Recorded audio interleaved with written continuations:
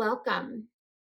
Today, I have a story to share with you, and it's a pretty cool story. I want you to imagine a stormy night. You're lying in bed, you've got the blankets tucked up under your chin, you see the lightning through the windows of your room, you hear the thunder rattle the walls with a boom, and finally you're lulled to sleep by the raindrops that play like music on the rooftop. The next morning, you wake up and the sky is blue and the sun is shining. And across the sky, arched from the east to the west, you see a big, beautiful rainbow. Now, if you're like me, you've heard the tale that if you find the end of the rainbow, there's a pot of treasure. Imagine a big steel cauldron full of golden riches. Well, who wouldn't want to go chasing after that? Well, let me introduce you to these 5 kids and rainbow chasers. I hope you'll enjoy the story. Come along on the adventure. Stay tuned. See what they find. Rainbow Chasers, written by Lisa Waters Smith, illustrated by Jennifer Gardner. Chapter 1, So It Begins. As the days grow longer, the storms grow stronger. 5 children lie awake in bed with cozy blankets pulled tightly and tucked up under their chins. Like quick bursts of daylight, lightning bolts brightened the darkest room. 1 Mississippi, 2 Mississippi, 3. The children counted the seconds until the thunder rattled the walls with a... Even the doggies were curled up on their beds, wide-eyed as the rain drummed upon the tin roof. Every raindrop orchestrated its own music like a nighttime lullaby. The bright blue sky greeted the 5 sleepy kids as they crawled out of bed after the long, stormy night. Katie, the oldest and only girl, was munching on sweet strawberry waffles when she spied a magnificent rainbow through the kitchen window. "Oh, my Lanta!" Katie exclaimed. "Wowzers!" shouted Tony. Harry whispered under his breath, "Amazing." Mesmerized by the beautiful wonder, the kids described each band of color, suddenly painting pictures with words. Harry stammered in amazement. I see red exploding like a fiery volcano." Johnny exclaimed, "I see orange sparkling like a lucky koi fish." "I see yellow shining like pirate's gold," Robert whispered excitedly. Tony jumped up and shouted, "I see green like a field of lucky clovers." "I see blue, indigo, and violet like Caribbean waves rolling beneath the sunset," Katie sighed sweetly. The radiant rainbow reminded Robert of a story Mrs. Smith, his favorite 3rd-grade teacher, read aloud in school. She read about finding treasure where the rainbow meets the earth, a tale the kids had heard about, but never thought could be true. Katie loaded her camera in her backpack. "Let's go, guys!" Robert rounded up the dogs. "We're in!" "YOLO!" chanted Johnny while cleaning his glasses. Harry packed snacks for the road. Tony flicked his skateboard into his hand and called out to Mom and Dad, "We'll be home before dark. Love ya!" The Rainbow Chasers dashed out the front door and down Sweet Orange Blossom Lane on a wild adventure, searching for a pot of treasure at the end of the rainbow. The chasers hiked miles through the emerald grasses and wildflowers. Their feet skidded to a screeching stop, seeing the very thing they set out chasing, the rainbow. Laughter and booyah echoed for miles until they came upon the end of the rainbow. The excitement drained from the children. Their hands emptied, voices silenced. Each pair of eyes followed the rainbow downward, growing from the ground like a mighty oak tree. Don't worry, guys. There must be a treasure at the other end, encouraged Katie. The kids climbed like bears up to the tippity top of the colorful ark. Sitting atop its arched peak, the adventurers hung with white knuckles, held their breath in their cheeks, and slid wildly down the other side. There was no treasure, no pot of gold, no tiny magical man. Instead, they found themselves for the second time disappointedly staring at the end of the rainbow touching down to the ground. With long faces, they thought, what have we gotten ourselves into now? Like a dark shadow in the night, fear crept in the chasers' minds as they looked around and wondered what to do next. Just then, Tony, the youngest of the bunch, began singing. Hush, little children, don't you cry. Mama's gonna sing you a lullaby. And the big kids joined in too. Mom sang this song to the kids to calm them, and it worked like good medicine. Little by little, their sense of adventure dwindled their fears, and they were ready to set out again. The Rainbow Chasers shouted, "Ready or not, here we come!" Chapter 2, Unsung Treasures. Harry, always confident as the oldest brother, was a dreamer. In fact, he was dreaming about a pot of gold when he spied a peculiar gray rock along a dusty path. It fit just right in his glove, like his home run ball he kept as a souvenir from last baseball season. "Check this out," Harry said curiously. Tossing the rock up and down in his glove like a baseball, Harry imagined making a catch far out in left field. He saw himself winding up to make the throw. The ball sailed like a rocket into home plate, making the game-winning out. It seemed so real, Harry could almost hear the crowd cheer. "Hip, hip, hooray! Hip, hip, hooray!" But this rock was different from all the rocks he'd ever thrown. It was airy and light, like a plastic wiffle ball.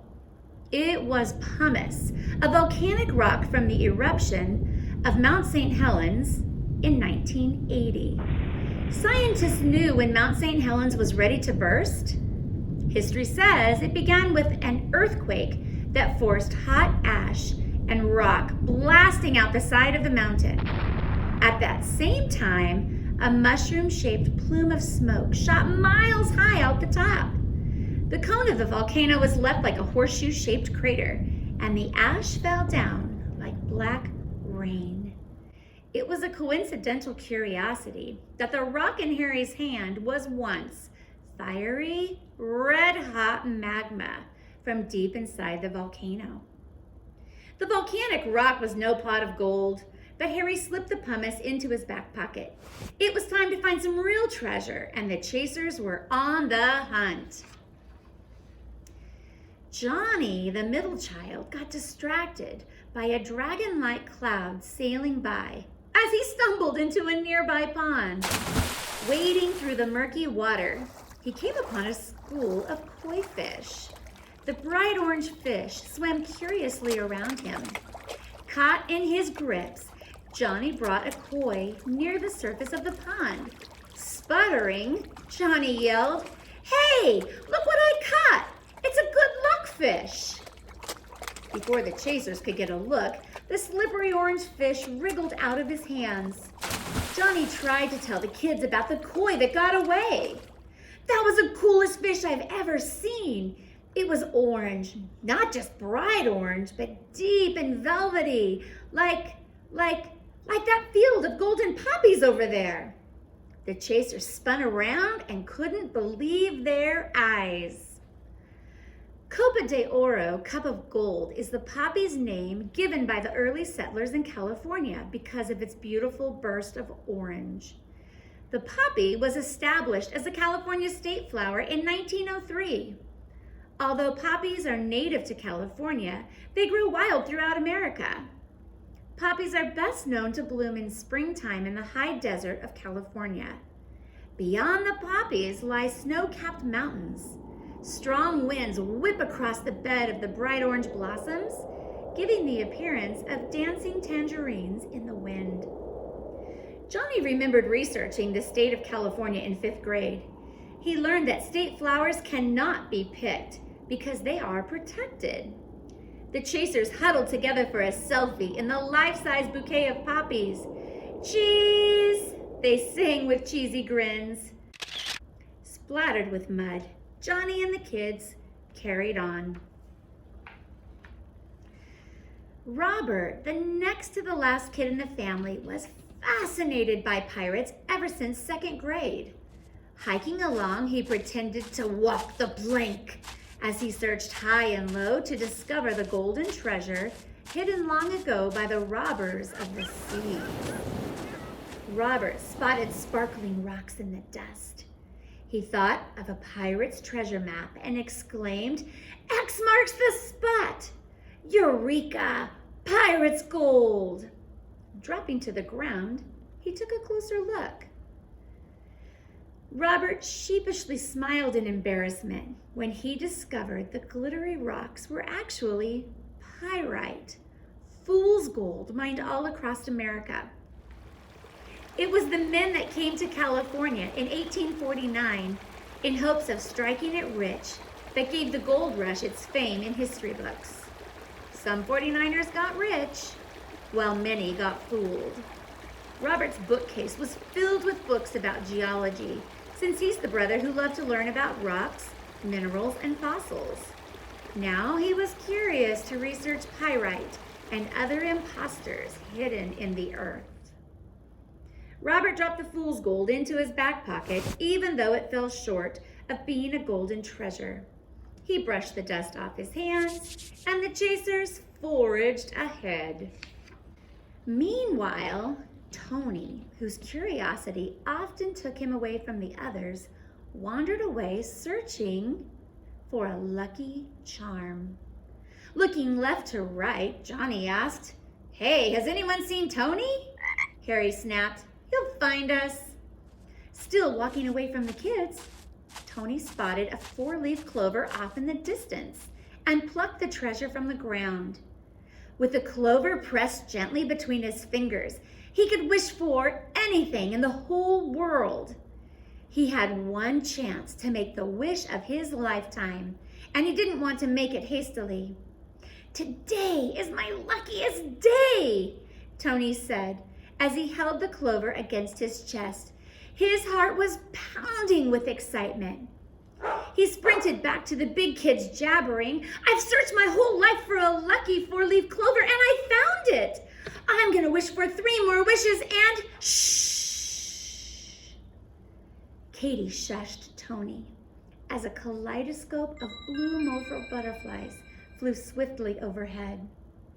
A bit disappointed that she didn't want to see his 4-leaf clover, Tony looked up to see what captured Katie's attention. He saw the skies above filled with the brilliance of blue and indigo, like a field of floating flowers. It was an amazing sight to see. Katie said in a hushed voice, "When I was a little girl, I remember swinging high through the air. I imagined I was flying with the painted lady butterflies in the summer breeze. Oh, butterflies are magical to me." It is said that the blue morpho butterflies flutter through the tropical rainforest near the Caribbean Sea. Its wings are covered in scales that reflect blue light. The appearance of the bright blue wings is outlined in black, like a picture in a coloring book. The blue morpho's wingspan is from 5 to 8 inches, naming them among the largest butterflies in the world. In some cultures, blue butterflies are thought to be wish granters. Some people believe that spotting a blue butterfly makes your wishes come true. Katie wished for the day she would explore the flora and fauna of the Latin American rainforest and capture real-life photographs of its amazing plants and animals. Pretending to be a butterfly again, Katy tiptoed and spread her arms as she waltzed to the music of the fluttering wings of the blue morphos. Click went the camera as she snapped a picture before the butterflies flew upward to warm themselves in the bright sunlight. Katy's heart was filled with excitement, and she promised herself, "I'll remember this magical moment forever." Chapter 3, Take a Moment. The kids plopped down on Granny's old quilt to catch their breath and eat a snack. Beneath the giant tree, they felt so cozy, like they were in their own tree home. The Rainbow Chasers gathered their thoughts and realized something magical had happened today. Harry pocketed a rock from deep inside a fiery volcano. Johnny discovered a cup of gold in the desert flora. Robert got fooled by pyrite. Tony plucked his lucky charm, and Katy waltzed with a swarm of butterflies. These were no pots of gold at the end of the rainbow, but they were indeed treasures. In fact, each treasure the chasers collected matched the colors of the rainbow. Robert said with his usual confidence, red, orange, yellow, green, blue, indigo, and violet. Violet is the smallest band in the rainbow, and it's the last color to find. Harry put on his baseball glove and exclaimed, "We're running out of daylight." The chasers packed up their stuff and set out for the last of the day's adventure. The Rainbow Chasers searched far and wide and in every direction for violet treasure. They found absolutely nothing. Well, the day was closing down as the sun was nearing the horizon. They were not the kind of kids to give up, yet it was time to call it quits and head home before dark. Which direction was the way to go? North, south, east, or west? Circling 360 degrees, the chasers continued looking for a clue, a suggestion, anything as how they would get home.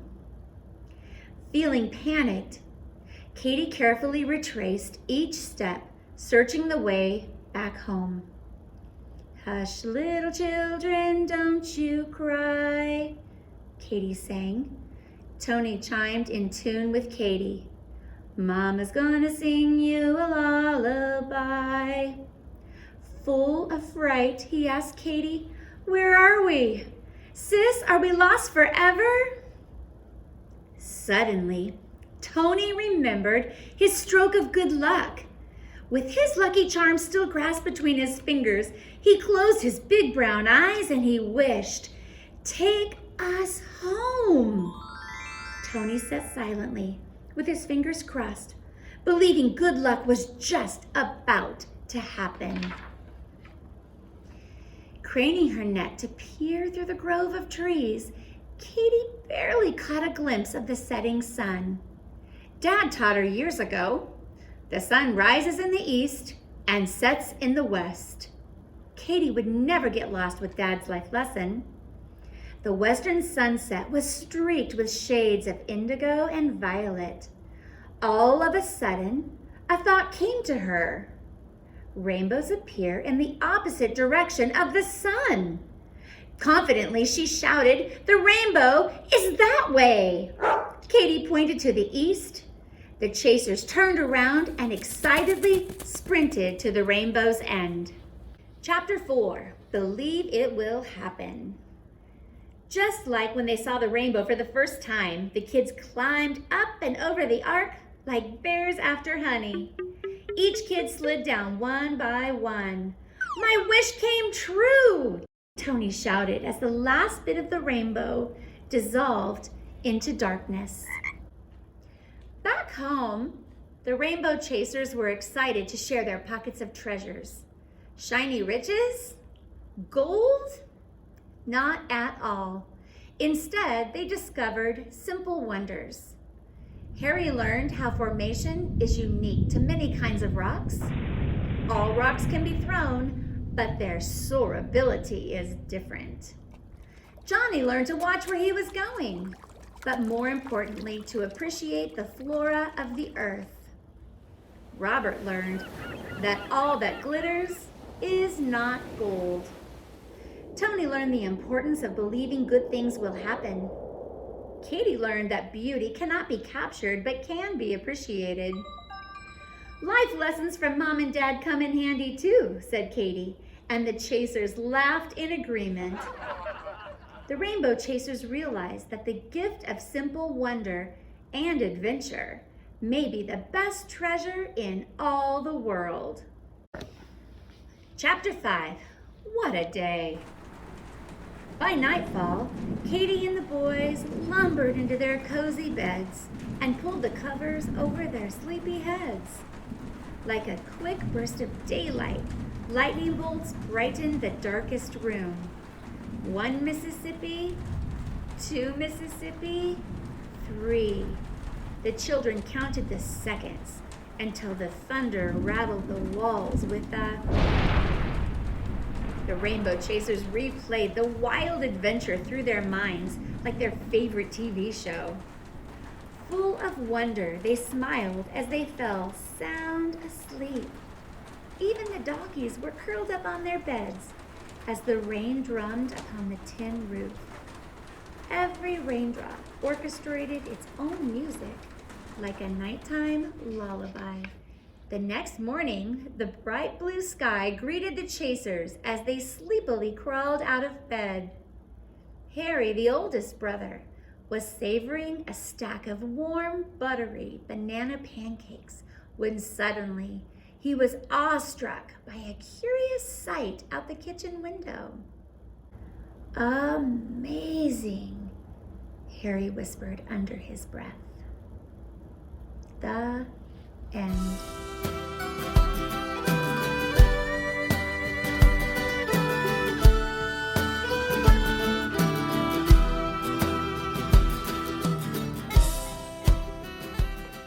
So I hope you enjoyed the story as much as my friend Jennifer and I had creating it for you. But before we leave, I have one quick question for you.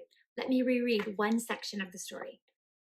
The Rainbow Chasers realized that the gift of simple wonder and adventure may be the best treasure in all the world. So what do you think about that?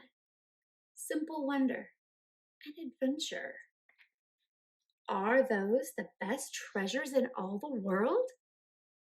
Get outside and see what you can find.